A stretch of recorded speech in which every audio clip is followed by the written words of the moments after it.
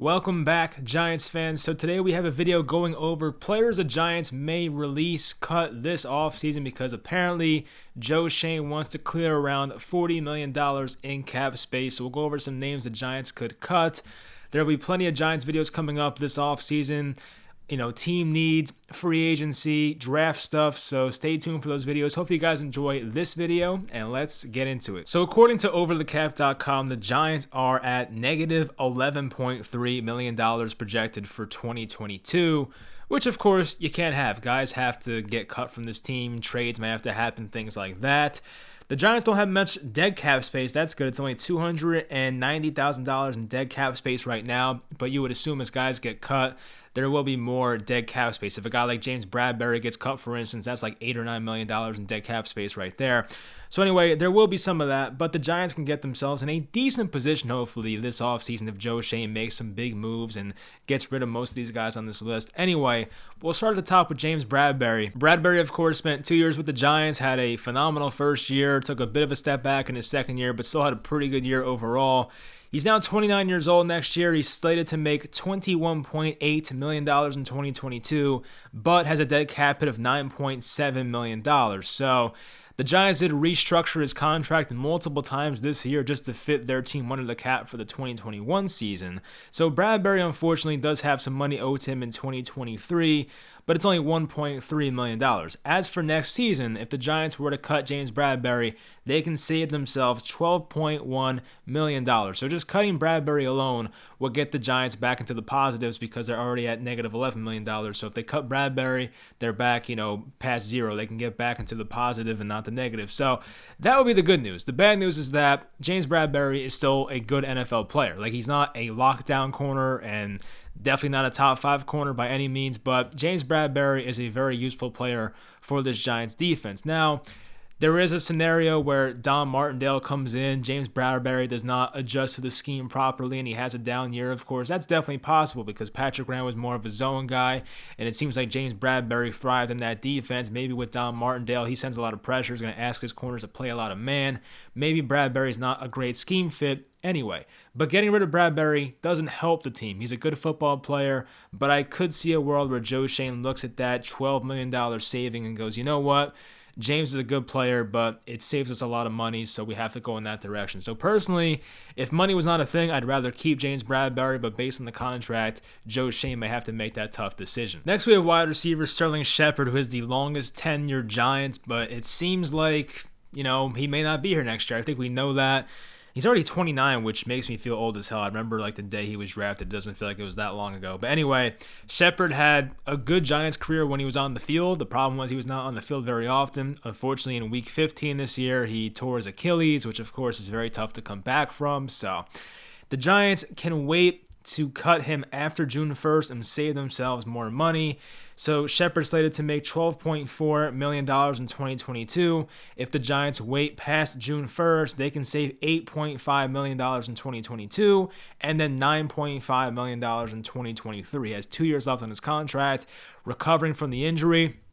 The Giants still have Kenny Golladay, Kadarius Toney. Of course, they can draft a wide receiver. They don't need it to have another one. And Shepard has unfortunately proven that he really can't be relied on to stay healthy for a full season. So I was always a fan of his, and it will be sad to see him go, but that's probably the most likely outcome. Hopefully, Shepard can go to a contender and win for once because, ever since Shepard's rookie year, after that, the Giants have been an awful football team. So hopefully Shepard goes to maybe a Green Bay, Kansas City, something like that, and can help, a team win a Super Bowl going forward. But his career with the Giants is probably unfortunately over, but the Giants can save themselves near $10 million for each season the next 2 years if he were gone. Next, we have Saquon Barkley. And oh boy, I can already see the comments going, you want Saquon Barkley gone? Well, here's the thing about this. So it's interesting because if the Giants were to just outright cut Saquon Barkley, they would have $7.2 million in dead cap space. So you're not going to outright cut Saquon Barkley. That's not going to happen. The Giants picked up his fifth-year option, so Saquon's under contract for one more year.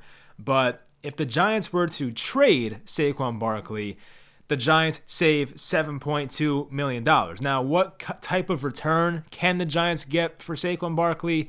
That's the big question. I do believe, in my mind, Joe Schoen is a positional value guy, understands you don't need running backs to win. I do think Joe Schoen's going to be on the phones and try to see what he can get for Saquon Barkley. Does that mean he's going to trade him? No.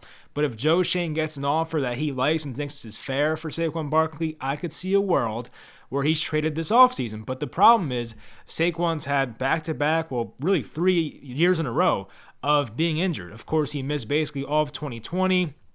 Missed some time in 2019 with the ankle, missed some time this year with the ankle. So Saquon Barkley is not going to be valued as highly as I'm sure many Giants fans want him to be valued at. So if the Giants get offered a second-round pick, I think you jump on that in a second. If it's a third-round pick, you think about it, and Joe Schoen may actually pull the trigger on that. So I think Joe Schoen, a guy who wants to save money, and looks at Saquon Barkley and says, I can save $7.2 million if this guy is gone or if we trade him, then you know what? He may do that. I'm not sure it's going to happen, but I'm sure Joe Schoen will at least reach out to other teams and see what's going on. And if he gets a good offer, I could see a world where Saquon Barkley is in fact traded. Next, we have linebacker Blake Martinez, who's 28 years old. He signed his contract the same offseason that James Bradberry did, another 3-year deal. And Blake Martinez tore his ACL in week 3 this year, so coming back from that, of course, he should have enough time to at least be ready for week 1 next year. But there's a chance he's cut as well. I mean, Martinez is slated to make $14 million in 2022, has a dead cap hit of $5.5 million, meaning the Giants can save $8.5 million this offseason if Blake Martinez was cut. So with coming back from the injury, having this be a new regime, having it be $8.5 million, I definitely think this one's possible as well. Now, the problem is for the Giants, they don't have much linebacking depth whatsoever. I mean, Tate Crowder is okay. They have guys like Benardrick McKinney, guys like T.J. Brunson when he plays. But, yeah, I mean, the Giants don't have much linebacker depth or talent right now. So is cutting Blake Martinez a smart idea?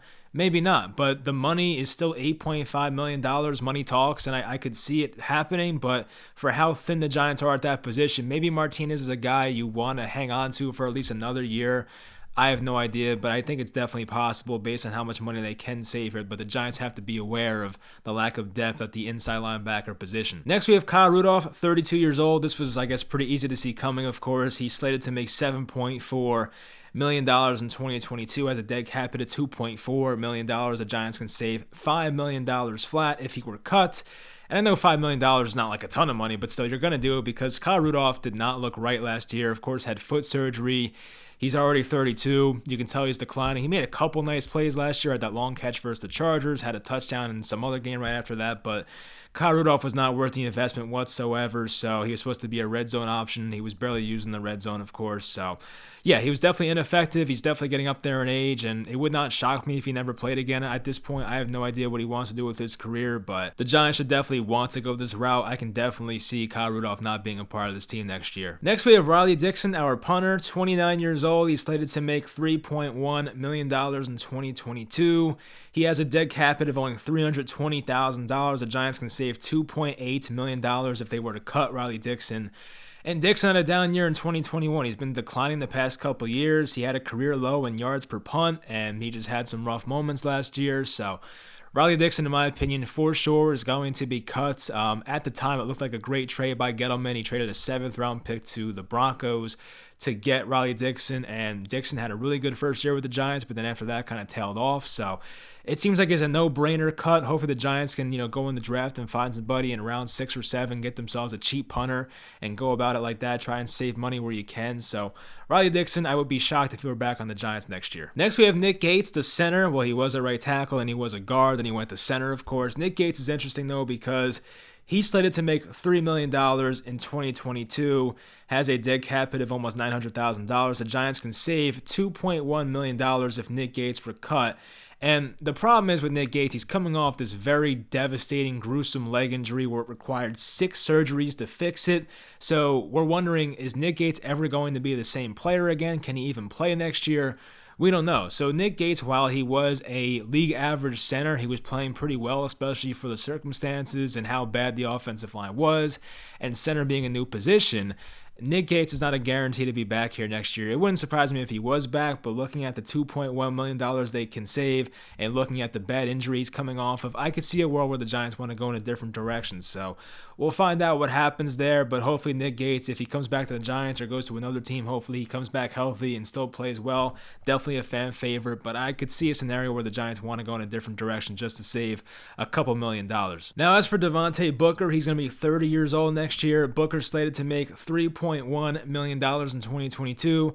Dead cap hit of $1 million. The Giants can save another $2.1 million here if he were cut. So, yes, he did outperform Saquon Barkley in 2021 based on the numbers, but Devonta Booker is a replaceable player. I mean, the guy had a nice year. He has that 3-down skill set, which is nice, but Devonta Booker's not a guy that the Giants have to keep. The Giants can find themselves a Devonta Booker in the draft in round 3, 4, 5, 6. They can find that guy in the draft at a much cheaper cost. So Booker, it's been real. He had a great season, of course, but at the same time, the Giants can go an alternative route and find someone much cheaper to get the same production out of. So in my opinion, Booker's probably going to be gone.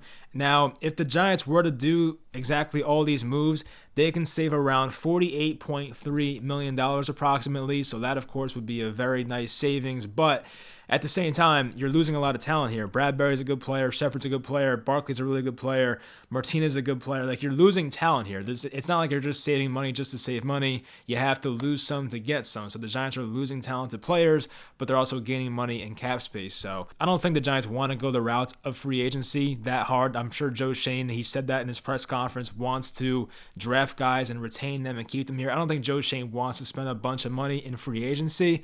So there's a chance some of these guys are kept, but the guys that I think for sure are gone are Sterling Shepard, Kyle Rudolph, Riley Dixon, and Devonta Booker. The other guys, Bradberry, Barkley, Martinez, Nick Gates, I can see a scenario where those guys stay, but that's a wait and see. We'll find out. But for guys that, could be cut, I think everyone on this list is appropriately put on here for a reason. Now, there are other guys that are definitely cut candidates, guys like O'Shane Zimenez, for instance, but he doesn't make a ton of money, so I didn't even bother putting him on here, but that's a guy who didn't really show much after in year 3, so he'll probably be gone as well. But yeah, there are some other guys that can be cut, of course. They just don't make as much money. So that'll do it for the video. Leave in the comments, who do you think the Giants actually cut? Who do you think stays on this team for next year? Do you see Saquon Barkley getting traded?